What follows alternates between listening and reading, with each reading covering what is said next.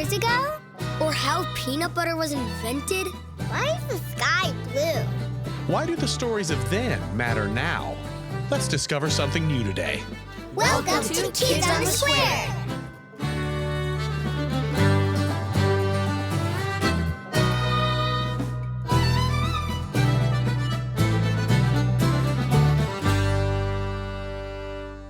This episode of Kids on the Square is called Flying, Part 2.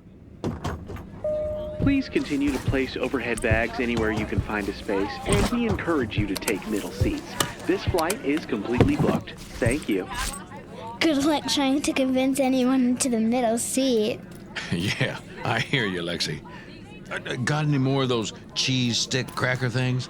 My Cheetos? Yeah, why? Maybe we rub the cheese on the armrests and it will ward off anyone trying to take our middle seat. Great idea. There you guys are. Here we are. Did you need something, Micah? Mom said I gotta sit next to you. Did she now? Plus, that way I can hear the rest of the story. I see. I got you hooked, didn't I? I mean, even though I know the ending, you can't leave me on a cliffhanger like that. If you sit here, you're going to have to be in the middle with Lexi. Think you can handle that? Oh yeah, it's nothing like surviving her 5th birthday slumber bash when I was forced to paint my nails. Move your legs, Lex. Fine. All right, let's see now. Where did we leave off? The Wright Brothers just crashed their glider at Kitty Hawk, and they were super depressed about it. Yes, that's right. Well, they tended to their wounds and broken spirits and headed back home. They hired another hand for the store, a man named Charles Taylor, who was also a mechanic. You see, the Wright brothers hired Charles to build their first aircraft engine, and they began working day and night on new designs.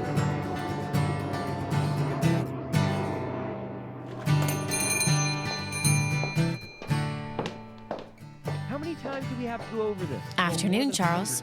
Afternoon, Miss Catherine. Dear mercy, are they both still at each other's throats? Seems to be the case again, ma'am.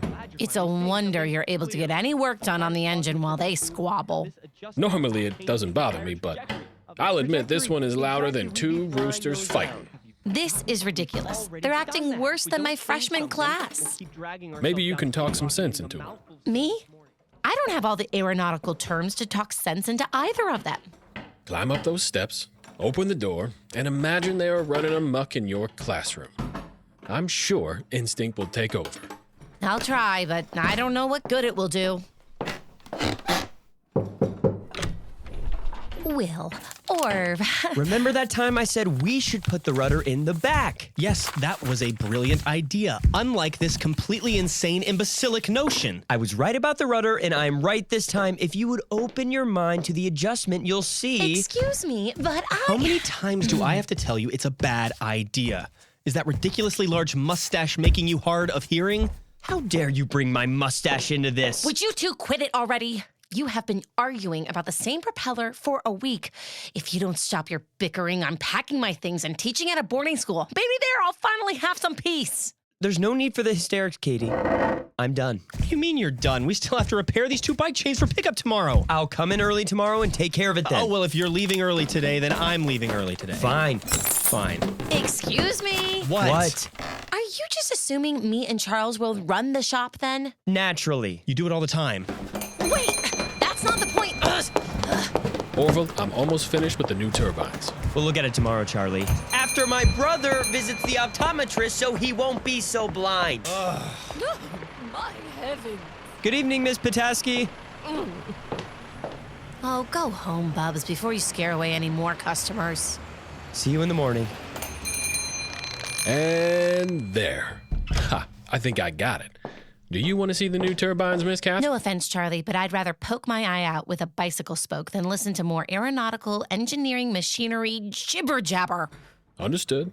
What's it going to take for them to work as a team again? They never fought this badly, even when they were boys. I don't think they're really mad at each other. You don't. Well, they're certainly not chums at the present moment. They're brothers. They know how to rile each other up. I don't know, Charlie. It seems like more than that. They're making themselves look like fools. All the pressure of adding an engine. Why can't they just stick to building a better glider? Miss Catherine, now you're the one sounding like a fool. This engine is the missing link to building an actual flying machine.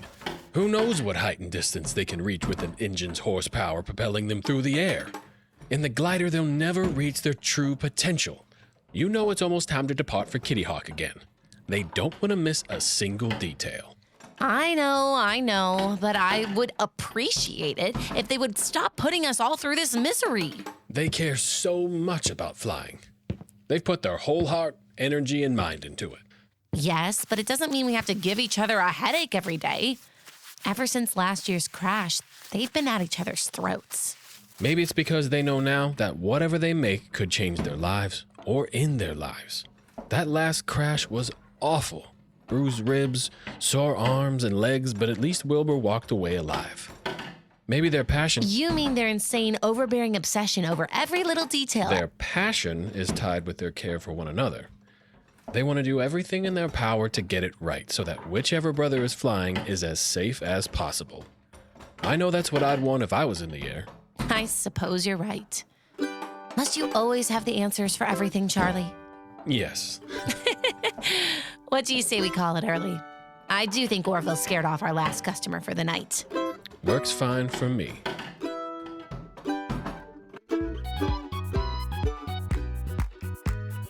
Wackadoo! Wackadoo! Wackadoo! Wackadoo review! Welcome to Wackadoo Review, where we have candid conversations about captivating and maybe contentious topics and learn to share our thoughts and opinions with each other. We hope this sparks fun and interesting conversations for your family at home, at the dinner table, or in the car. We're continuing our conversation from last episode today as we venture from airports to an even more contentious topic, airplane snacks.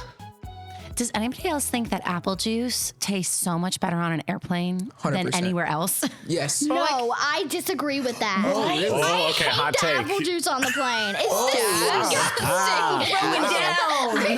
But like if you're on like a flight and they're like, what do you want? And then you tell them like, get the can of apple juice. Drinking apple juice out of a can feels so awesome. It's just like, it's so fire. Okay. See, I'm one of those. I'll only drink cranberry juice if I'm on an airplane. Yes. That's the only time I drink cranberry juice if I'm on the I've airplane. been on an airplane seeing people like drinking cranberry Yes. juice, and I'm like, why you drink? What is the appeal with cranberry juice? Because I don't drink it when I'm not on the plane. I'm like, it's cranberry time. For me, airplanes are the only place I'll get cran apple juice, and I get it every single time. Every single time.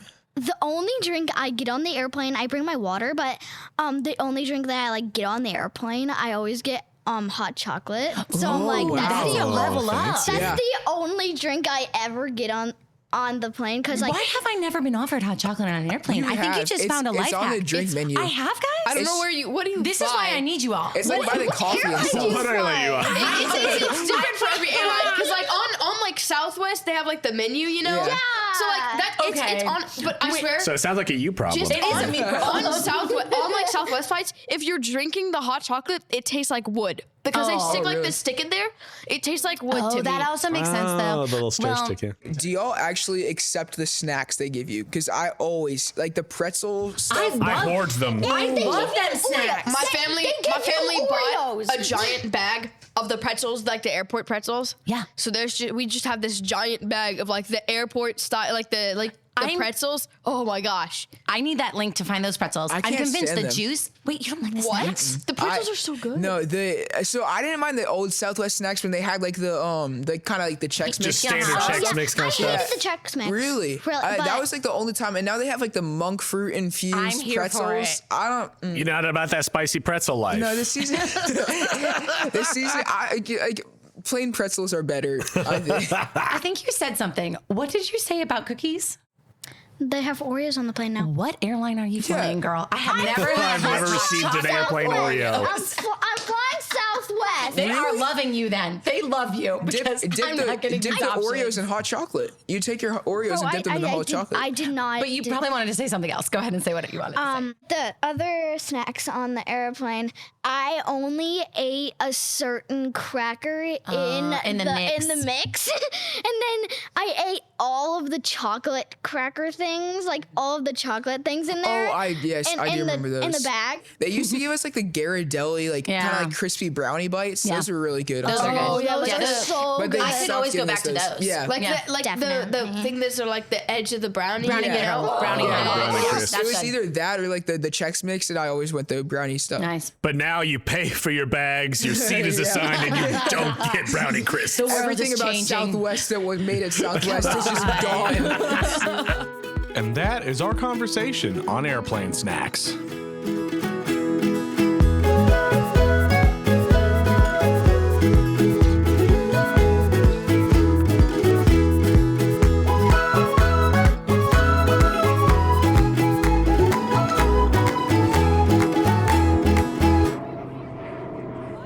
Hot chocolate, Thank you. apple juice, Thanks. and coffee. Thanks. I'm gonna need it. Do you have any more pretzels? I can see if we have a few extras. You sure you both don't want to take some quiet time? You know, color, play up. Nope. Yeah, we're good. Besides, you can't give us another cliffhanger. Okay, we're in it. No going back. Vacation will start when we get there.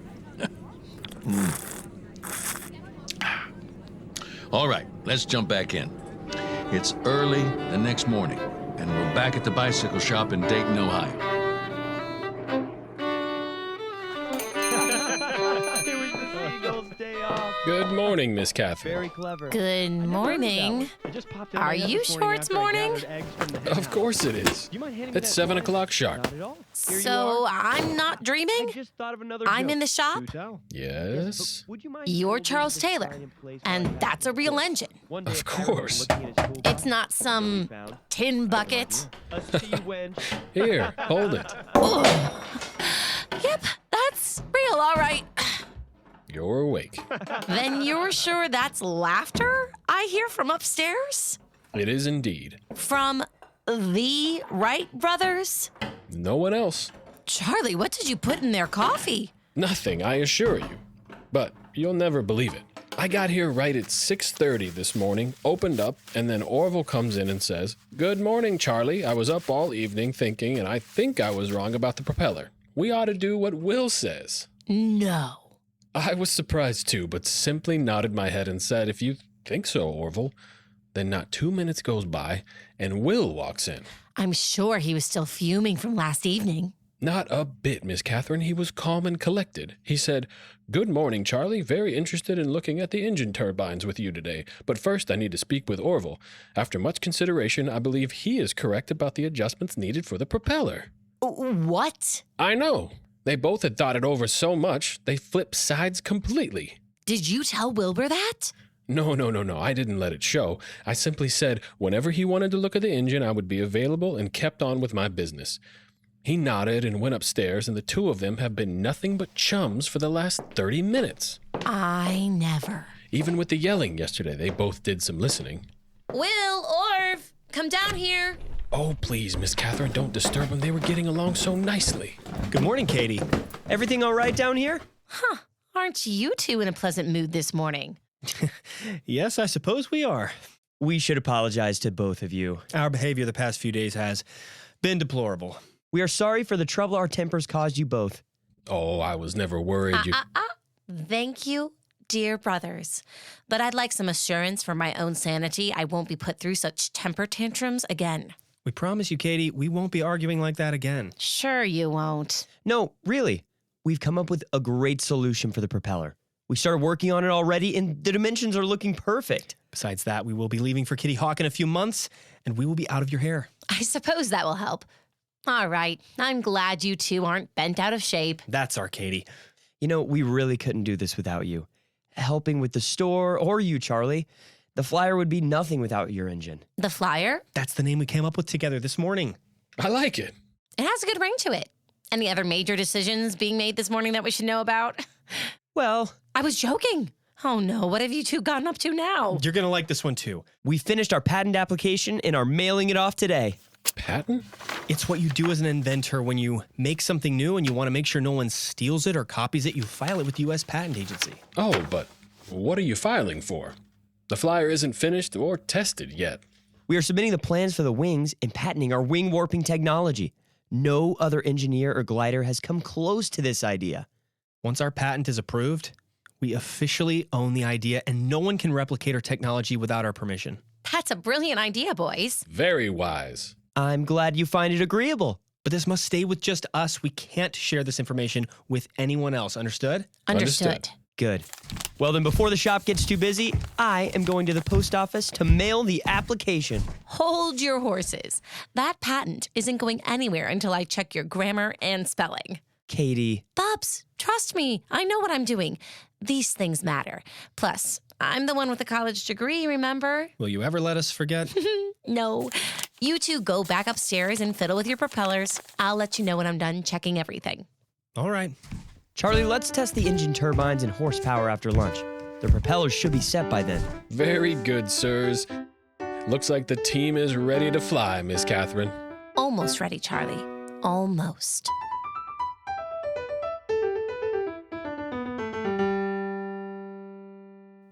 Let's go to the Book Nook.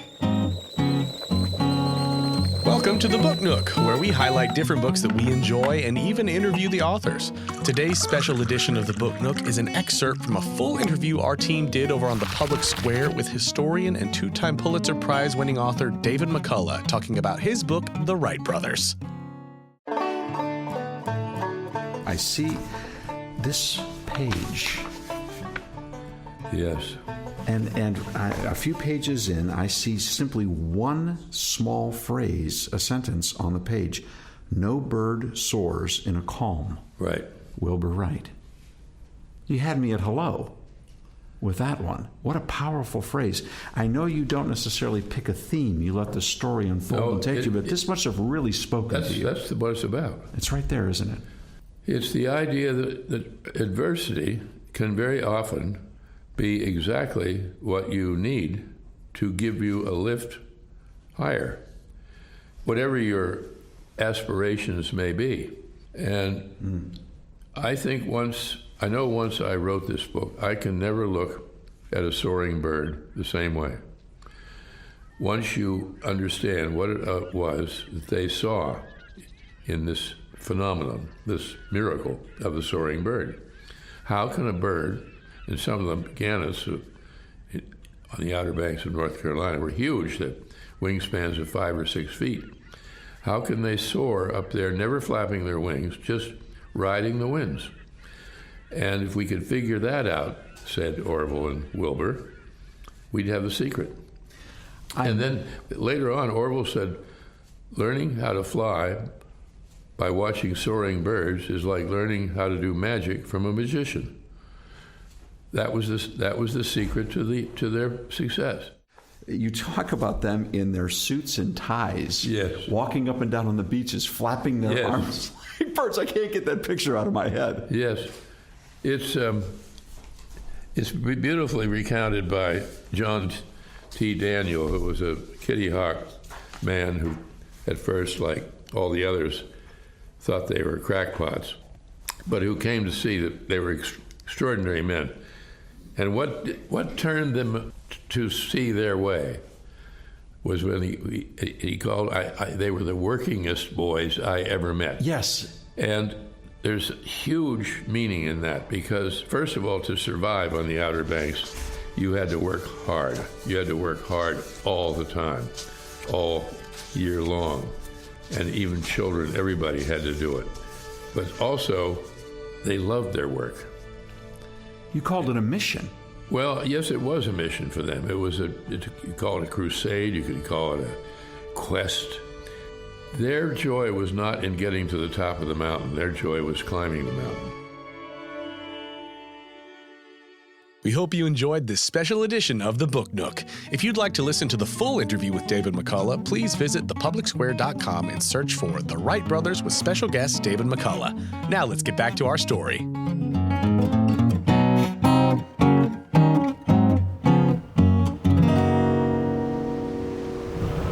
Winds are clocking between 23 and 25. Good, that should do. Ice is beginning to form on the ponds over there. Yes, it's interesting. Plenty of clouds, but I don't think it will snow. Have you checked the ramp? Yes, the weights are in place. And you've checked the engine's fuel tank? Yes, all full. I believe we've checked and triple-checked. Time for the coin toss, I suppose? Heads or tails? Tails. Here it goes. Heads. Seems like you're headed to the sky, brother. Seems that way. Let me go check the rudder once more. I'll get the rest of the men ready for takeoff, and here, take my scarf. It's gonna be colder up there. Thank you. Of course. It's just a scarf, Orv. I mean, thank you for, well, everything. I couldn't have done any of this without you. We're a team. Always have been and always will be. Now come on. We haven't done anything yet. Let's get you in the air and back on the ground, and then we'll have plenty of time for thanks and sentimentality. All right. Gentlemen, we're ready, and my brother will take the first flight. Now don't look so glum, everyone. Let's send him up in the air with proper encouragement.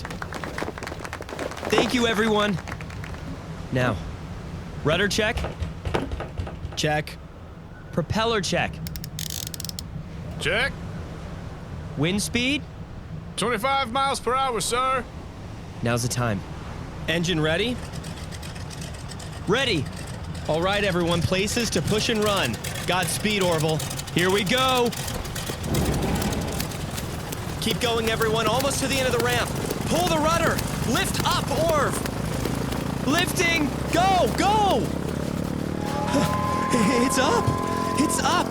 You got it, Orv. Fly. John, where's the camera? Quick. Here, sir. It's beautiful, sir. You've done it. You've really done it. He's landing. Easy, Orv. Easy. It's a miracle. He's made it back to the ground. Everything's in one piece. Orv, you did it.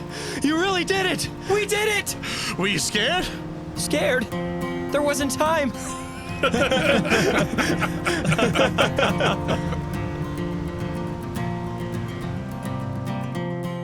That day, history was made. They flew the Wright Flyer 4 more times. And by the last test, Wilbur flew an entire minute, covering over 850 feet of distance. The first airplane had taken off, and the men behind it, they didn't come from high status, weren't rich, and didn't go to college. But they were hard-working, determined, loyal, and nothing short of brilliant.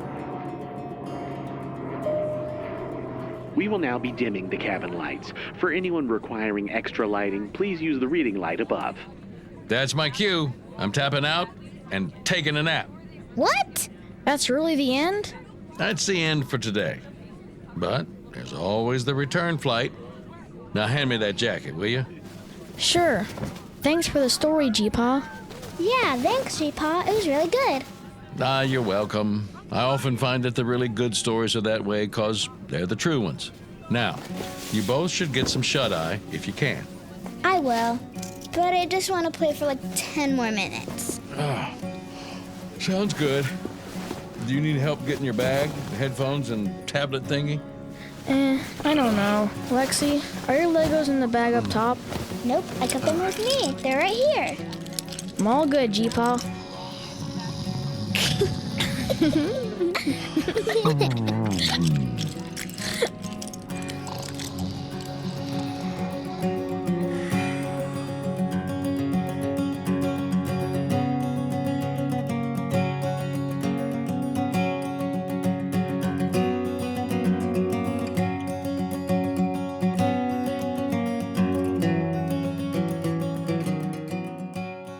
Thank you for listening to this episode of Kids on the Square. We hope you enjoyed Flying Part 2. If you did, please share this episode with a friend and subscribe to our podcast page so you don't miss our next episode. Kids on the Square is generously supported by listeners like you. If you'd like to support this program, you can contact us via our website, kidsonthesquare.com. And if you want a chance for your voice to be heard on the show, we even have a way to record voice messages right there in the website's contact form. And you don't even need a fancy microphone. You can do it straight from your phone. You can tell us what you think about an episode, share things you've learned about these stories from the show, let us know about the historical stories you'd like to hear, or even just say hi.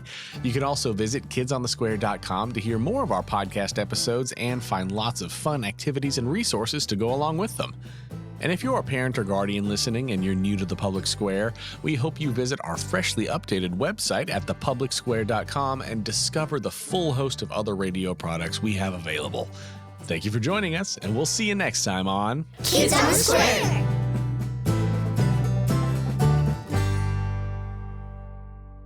Thank you to all of the voice actors who made flying possible. Dominic, Aria, Amelia, Sarah Jackson, Jonah Jackson, Chip Arnold, Alan C. Duncan, Anna Welch, Corey Moran, Will Moran, Colin Smith, and Melissa Smith.